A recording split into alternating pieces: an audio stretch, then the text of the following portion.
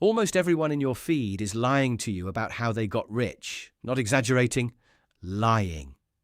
The guy with the leased Lamborghini and the borrowed watch. The guru selling you a course who has never actually done the thing the course teaches. The polished "I started with nothing" story that quietly leaves out family money, a working spouse, and 10 years of grind compressed into 18 months. And the biggest lie of all, the one you tell yourself every night about why you haven't even started. In the next 10 minutes, I'm going to unpack all four so you can stop competing against a fiction.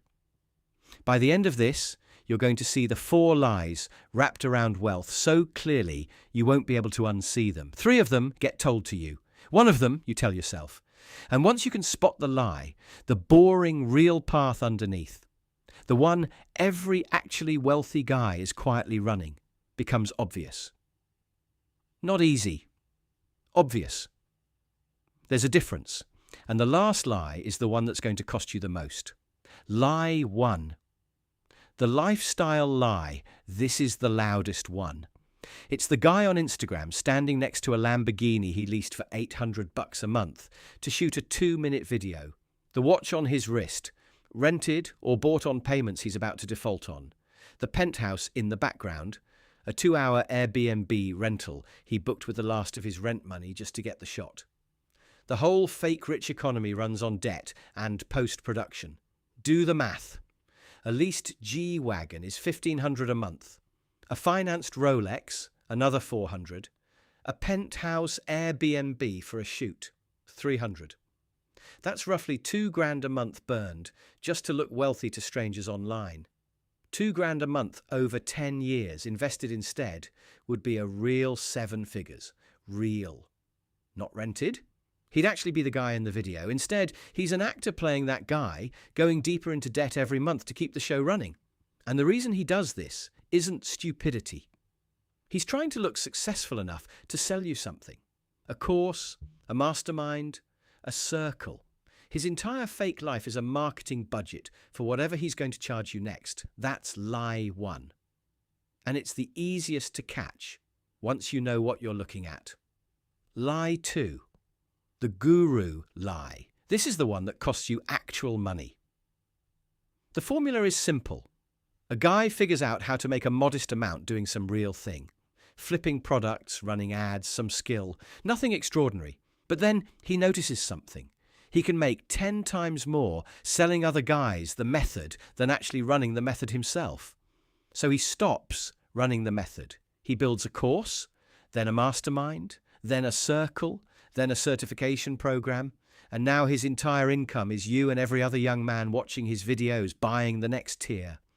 The proof he shows you, the screenshots, the testimonials, the dashboards, those are almost always screenshots of course sales, not of the thing the course claims to teach.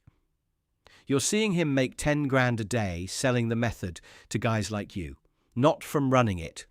And by the time you realize the difference, you've already paid. The tell is brutal, but simple. If a guy is teaching a wealth-building method, and his primary income is teaching the method doesn't work. Because if it worked, he'd be running it and shutting up. The guys quietly running working methods almost never sell them. Why would they?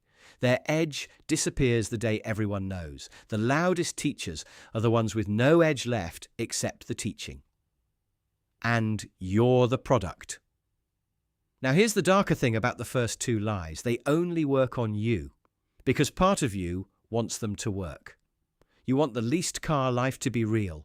You want the guru's method to be easy. That's what makes you the target. Keep going, because the next 2 lies get closer to home. Lie 3.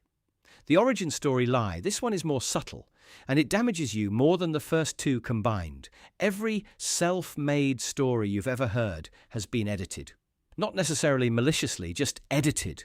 The guy who went from broke to 7 figures in 18 months left out that his dad co-signed the loan, or that his wife carried the rent for 3 years, or that his uncle threw him the first 3 clients, or that broke in his story meant a couple thousand in checking while his family had a spare bedroom for him to sleep in for free. None of that makes him a fraud. He probably worked hard, but when you hear only the polished version, you're comparing your rough draft to somebody else's final cut. And you conclude something is wrong with you. It isn't. What's wrong is the comparison itself.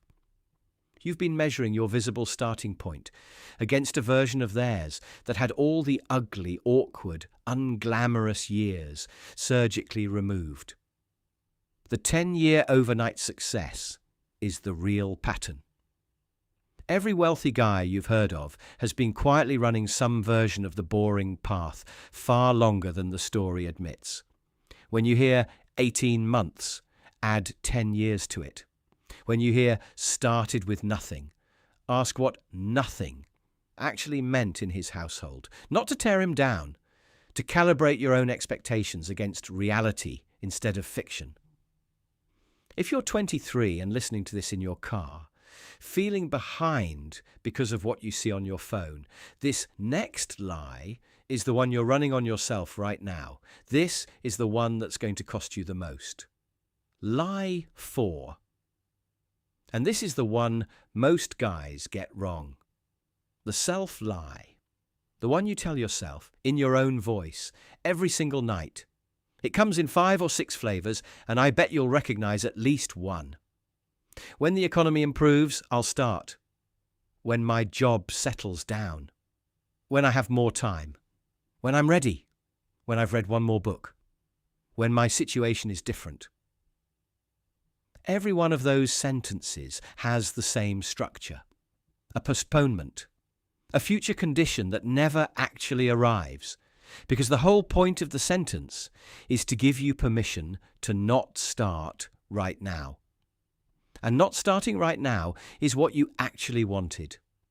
The sentence is just the polite cover story. Here's the honest version of what you're doing. You're afraid, not of failing, of the boring middle. The 2-year stretch where nothing looks like it's working and you have to keep going anyway. So you tell yourself a story about needing better conditions and you wait. The math is savage. Every year you wait on the self-lie costs you roughly a decade of compounding you'll never get back. Not because of the money alone, because of the person you don't become during that year, the habits you don't build, the reference class you don't earn, the identity you keep postponing. 5 years of the self-lie, and you're not just 5 years poorer, you're a completely different, weaker version of the man who could have been you. So look, here's the pattern under all 4 lies. Every one of them converts something boring into something dramatic, because real wealth is quiet, slow, and profoundly unshareable.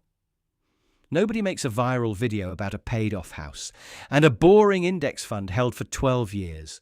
So the fiction industry manufactures a louder version for the algorithm. And you and I get to grow up inside that noise. Now, here's the honest path. 1 sentence. Assume everything you see is exaggerated by at least a factor of 10. Ignore 90% of it. And put the emotional energy you were spending on envy into 2 boring things. A habit and a reference class. Every actually wealthy guy is doing some version of exactly that, quietly, right now, while you're arguing with him in your head. The 1-week challenge. 3 small actions. First, unfollow 1 account that makes you feel behind. Not all of them, just 1 for 7 days. Second, name out loud to nobody 1 self-lie you've been running. Just name it. Third, take 1 honest action tomorrow morning that you are going to keep postponing. 1, not 8. 1. Do that for a week, and you'll notice something. The noise in your head gets quieter.